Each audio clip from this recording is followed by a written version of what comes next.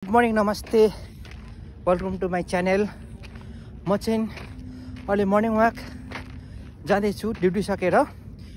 र तपाईँलाई मनपर्छ भने मेरो च्यानललाई लाइक सब्सक्राइब कमेन्ट गर्न चाहिँ नबिर्सिनु होला है। म जाँदैछु अगाडि तपाईँ मैले भनिसकेको छु। म प्रत्येक 1 घन्टा चाहिँ म मर्निङ वाक जाने गर्छु। यो चाहिँ ठ्याक्कै म बिचमा पुगेछु। यो रमल गाडी हो गाइस। रमल गाडी तपाईँ सुन्नै भएको होला। यो जङ्गल हो। मेरो रुमदेखि म जाने पार्कसम्म चाहिँ पुरै बालागाडी छ, जङ्गल छ। तर नेपालको जस्तो चाहिँ यस्तो ठुल्ठुलो रुख बिरुवाहरू हुँदैन। यहाँ मसिनो यो यस्तो बुट्टाहरू हुन्छ। यो बुट्टा चाहिँ म देखाउन सक्दिनँ किनभने यहाँ उज्यालो भइसकेको छैन, अँधेरै छ। अहिले करिब यहाँको चाहिँ अब 4:45 मात्रै हुँदैछ। त्यसो कारण उज्यालो भइसकेको छैन। देख्न सक्नुहुन्छ तपाईँले यो वरिपरि हेर्नुहोस् गाइस। हामी अहिले चाहिँ म जङ्गल कटेर म रोडमा आइसकेको छु। देख्नु मेरो ब्याकग्राउन्ड देख्नुभयो होला। यो रोड हो, गाडी आइरहेछ। अनि यो हाम्रो नेपालतिर यसलाई मलाई जहाँसम्म लाग्छ यसको नाम चाहिँ कोइराला भन्छ। यो गाई भैँसीले पनि खासै त्यति नखाएको जस्तो लाग्छ, त्यति राम्रो खाँदैन यो। तर यहाँ चाहिँ हेर्नुहोस् कति राम्रो सजाएर गार्डन बनाएको छ। हेर्नुहोस् यो मेट्रो बस खुलिसकेको छ अगाडि। हेर्नुहोस् गाइस। के हो यो गाइस? यो के हो? यस्तो देखाउनु हुँदैन यार। यो राष्ट्रको वेद हुन्छ यो। म चाहिँ आज एक्सर्साइज नगर्ने सोच बनाएको छु। आज हामी फुटबल खेल्ने योजना गरेको छु। साथी र म छौँ। लक्ष्मण यता आऊ त।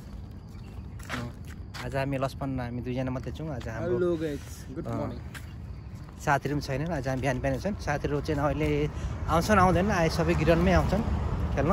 हामी आज बल हो यो। यता ब्याकमा मेरो एक्सर्साइज गर्ने ठाउँ हो। यता म भित्र पनि देखाउँछु सर तपाईँहरूलाई। म भित्र आज नजाने चाहिँ भनेको थिएँ, तर यहाँसम्म आइसकेपछि भित्र यसो छिरौँ न, एक्सर्साइज नगरे पनि यसो तपाईँहरूले पनि देखाउँ त मेरो ब्लगमा भनेर म यहाँ आइपुगेको छु गाइस। यो चाहिँ यो बाहिरको पार्क बाहिरको हो। तपाईँहरूले देख्नुभएको होला मेरो ब्याकग्राउन्डमा। फाइनली म कुद्ने ठाउँ आइपुगेको छु गाइस। यहाँ यस्तो छ होइन, हेर्नुहोस् गाइस यस्तो छ।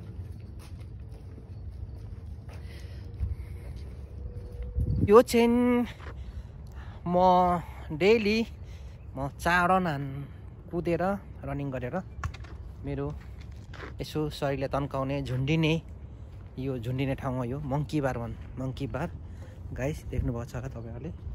यो मङ्की बार हो यहाँ चाहिँ म। र गाइस अर्को यो म बुढो मान्छे भयो भने म सेटअप हल्का यसो तान्ने गर्छु। धेरै नसके पनि 1-2 चोटि हान्ने गर्छु। यहाँ गाइस यो यहाँ देख्नुभएको छ। यो छोटो पनि छ, यहाँ पनि यता पनि छ गाइस। अब अहिले उज्यालो भएको छैन। उज्यालो नभएको कारणले गर्दा चाहिँ अब त्यति राम्रो देखिँदैन, देखाउन अलिकति सकिनँ। म तपाईँहरूलाई यो पार्कको एक दिन मजाले तपाईँहरूलाई म देखाउने छु पुरै। फाइनली गाइस हामी बल खेल्ने ठाउँभित्र हामी प्रवेश गरिसकेको छु। यो भित्र हो। यो मेरो ब्याकग्राउन्ड पछाडि देख्नुभएको चाहिँ बास्केटबल खेल्ने ठाउँ हो। म चाहिँ यो चाहिँ मेरो पछाडिदेखि चाहिँ यो भलिबल खेल्ने ठाउँ हो बालुवामा। यहाँ चाहिँ छोरा मान्छे पनि खेल्छन्। मेरो गोल खेल्ने ठाउँमा आइपुगेको छु। अहिले उज्यालो भइसकेको अवस्था हो। उतापट्टि टिकटक भिडियो बनाउन अलिकति म भुलेँ। अहिले उज्यालो भइसकेको छ, हेर्नु सक्नुहुन्छ। यो मेरो यता पछाडिको चाहिँ कोर्ट हो।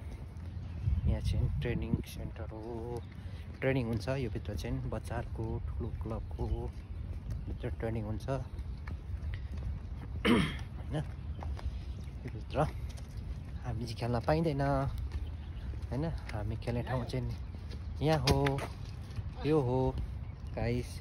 म यहाँ पुगेको छु, उज्यालो भइसकेको छ होइन। अब हेर्नुहोस् घाम पनि टलक्क घाम आएछ। चाहिँ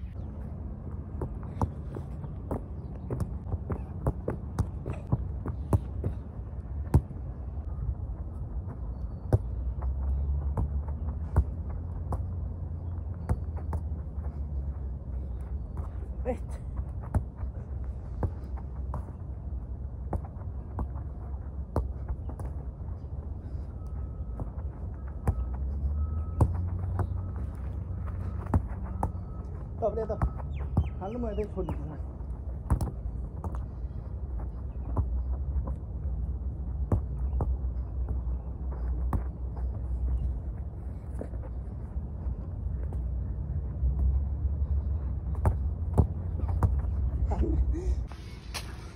हामी 4:30 बजी आएको, अहिले चाहिँ 6:25 भइसक्यो। भनेपछि हामी कतै चाहिँ हामी बल खेल्ने भन्ने कुरो थाहा पाइहाल्नुभयो तपाईँहरूले। अब चाहिँ म रुमतिर गएको अवस्था। यो पछाडि तपाईँहरूले यो ठुलो ठुलो चाहिँ बिजुलीको पोल देख्नुपर्छ नि, उता चाहिँ क्लबको राफा क्लबको स्टेडियम हो। यहाँ त थाहा भएको तपाईँको ट्रेनिङ सेन्टर हो। यति भन्दै ट्रेनिङ गर्छन् बच्चाहरू। च्यानललाई सब्सक्राइब बटनलाई लाइक गरिदिनु होला।